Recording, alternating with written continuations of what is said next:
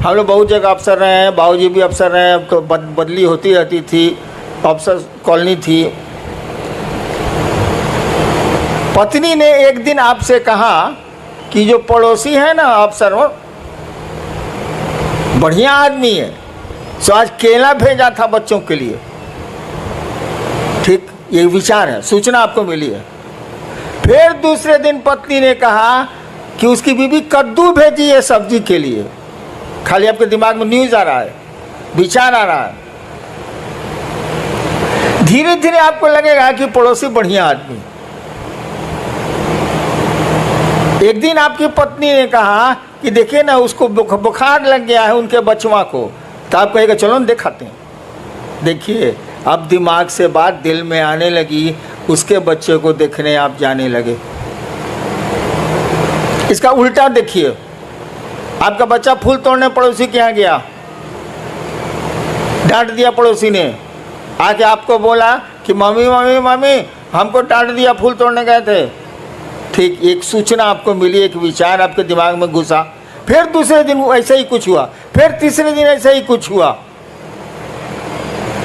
5 दिन के बाद आपको मालूम हुआ कि वो स्कूटर से जा रहा था, उलट गई स्कूटर, टांग टूट गया।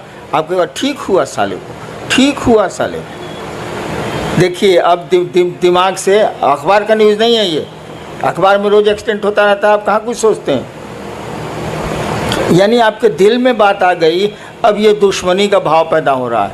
वहाँ दोस्ती का भाव पैदा हो रहा था, यहाँ दुश्मनी का भाव पैदा हो रहा है। तो भाव कुछ नहीं है, जो बात दिल से उठती है वो भाव है। शिव मेरे गुरु हैं, ये बात अगर दिल से उठती है तो ये भाव है, अगर दिमाग से उठती है तो ये विचार है। जब तक भाव में नहीं जाएगी ये बात, कहा ही जाता है कि आध्यात्म की किसी भी गाड़ी का पेट्रोल भाव होता। शास्त्र हमारे कहते ही हैं, भावेन लभते देवता भावेन देव दर्शनम। शास्त्र कहते हैं भारत के कि भाव से देवता मिलते हैं, भाव से देवताओं का दर्शन होता है। तो आध्यात्म की कोई गाड़ी का पेट्रोल भाव ही है, विचार नहीं। शिव मेरे गुरु हैं, ये विचार रिजल्ट नहीं देगा, लेकिन जब मन में बैठ जाएगी बात कि शिव मेरे गुरु हैं, मेरा गुरु है, वो रिजल्ट आने लगेगा। नेक्स्ट, जिज्ञासा नहीं है, एक निवेदन है। मध्य प्रदेश से रीवा से भाई अशोक आप लिख रहे हैं कि आज 3 साल से रीवा वो सिद्धि जिला में महादेव का काम हम लोग कर रहे हैं। एक तरफ से शिव को गुरु मान रहे हैं और एक तरफ से लोग छोड़ रहे हैं। हम लोग आशीर्वाद लेने आए हैं कि रीवा व सिद्धि में महादेव का काम बढ़े। साहब आशीर्वाद। एक तरफ से लोग मान रहे हैं, एक तरफ से छोड़ रहे हैं। मैं महादेव का काम 40 साल से कर रहा हूँ, मैं महादेव कराना है, हम कल करेंगे। कितने आए कितने गए। अंग्रेजी में एक कविता है, men may come and may go, men may go. लोग आते हैं जाते हैं, but I go on for ever. मैं जाता हूं तो हमेशा के लिए जाता हूं। तो किसकी चिंता करोगे, कौन आया कौन गया। महादेव की दया जिस पर हुई वो रहेगा। हैं लोग कि नहीं मेरे साथ। मैं इनका विद्यार्थी था कॉलेज का 67 में। यही मंडल जी पढ़ रहे हैं जिज्ञासा। इनको मैं ज़बरदस्ती, उस समय शिव गुरु नहीं थे मेरे, ज़बरदस्ती एक दिन शमशान ले जाता था और दूसरे दिन कब्रिस्तान ले जाता था। 1 साल कंटिन्यूअस। जबकि मेरे प्रोफेसर लेक्चरर थे, मैं विद्यार्थी था इनका फर्स्ट ईयर का। इनको मैं ही पकड़ के ले जाता, चलिए मसान। तो जिसको टिकना है वो टिकते ही हैं, जिसको नहीं टिकना है उसको कितना टिकाओगे। हाँ, महादेव से दया जरूर मांगो कि सभी टिकें, सभी रह जाएं, कोई छूटे नहीं, कोई टूटे नहीं। कोशिश तो हम लोग यही होनी चाहिए। करो, आगे बढ़ो। भाई मनोज सिंह है सूरत से। क्या शिव को गुरु बनाने के उपरांत भी पारंपरिक गुरु दीक्षा लेना आवश्यक है? किसी भी अनुष्ठान या मुहूर्त में लोगों द्वारा पारंपरिक दीक्षा द्वारा शरीरधारी गुरु द्वारा गुरुमुख होने का दबाव बनाया जाता है। भाई मेरे भी बिया में बनाया था, आप यही नहीं कह रहे हैं कि कोई सब अनुष्ठान करने के पहले पंडित मैंने कहा जाता है कि आपके गुरु कौन है। जी मेरी शादी है स्टेट में है, चली गई पत्नी मेरी शादी में भी यही हुआ था। स्टेट का पंडित था, पंडित जी थे बेचारे मर गए, कहा हम था बोले आपके गुरु बउआ जी कौन है। तो हमारी तो बोली तो भाई सिवान वाली थोड़ी खराब है। हमने कहा कोई साला मेरा गुरु नहीं है। तो लोग बका गया कि लड़का है ब्याह के मंडप पर बैठा हुआ कहता है कोई साला मेरा गुरु नहीं है। तब मेरी पत्नी से पूछा, उसमें पत्नी हुई नहीं थी, वो होने वाली थी 2 घंटे के बाद। पत्नी से पूछा कि आपके गुरु कौन है, बोले कोई नहीं। तो पंडित जी बोले कि चलिए शिव को गुरु मान लीजिए। हम कहा मैं नहीं मानूंगा। पत्नी ने कहा हम मान लेंगे। इसीलिए बाद में कहती थी कि आपसे हम सीनियर हैं। हम कहा तुम ब्याह करने के लालच में मानी हो, हम लालच में नहीं माने। हाँ, तो हम बिना गुरुए के ब्याह कर लिया, तुम इसी की चिंता में पड़े हो जी। बट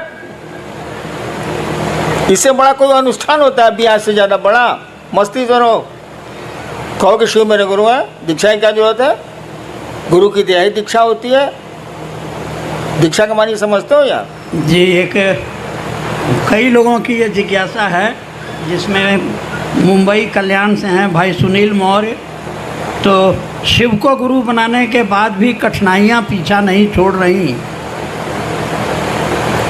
इसकी क्या वजह हो सकती है? एक तो आप नमः शिवाय अगर ठीक से करते हैं, 108 बार अगर माला पर करते हैं, माला 108 की होती ही है, या टुकड़े टुकड़े में सांस पर नमः शिवाय से अपने गुरु को प्रणाम करते हैं, तो बाधाएं कम हो जाएंगी, कठिनाइयां कम हो जाएंगी। नमः शिवाय आपके कष्टों को कम करने की का बहुत सुंदर मेडिसिन है, औषधि है वो, उसको करिए। और जहाँ तक कठिनाइयों का सवाल है, जान लीजिए इस जगत में कोई आया है तो उसको ज़िंदगी में अच्छी खराब दोनों सड़कें मिलनी ही मिलनी है, कोई उपाय नहीं है।